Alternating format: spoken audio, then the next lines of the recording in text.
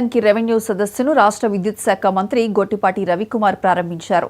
ఈ సదస్సులో ప్రజల నుంచి మంత్రి అర్జీలు స్వీకరించారు. గత ప్రభుత్వంలో జరిగిన భూ ఆక్రమణలు నుంచి న్యాయం చేయాలని మంత్రి గొట్టిపాటికి వినతులు వెల్లువెత్తాయి. బాధితులకు న్యాయం చేసే విధంగా చర్యలు తీసుకోవాలని రెవెన్యూ అధికారులకు మంత్రి దిశానిర్దేశం చేశారు.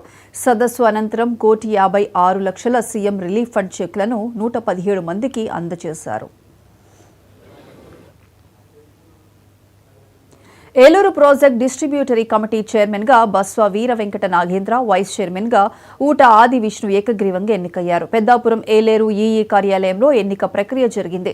ఈ కార్యక్రమంలో ఎమ్మెల్యేలు Nimmakayala Chinarajappa, Jyothula Nehru, Varupula Satyaprabha, Kakinada urban development authority chairman Tummala Ramaswamy Babu పాల్గొన్నారు.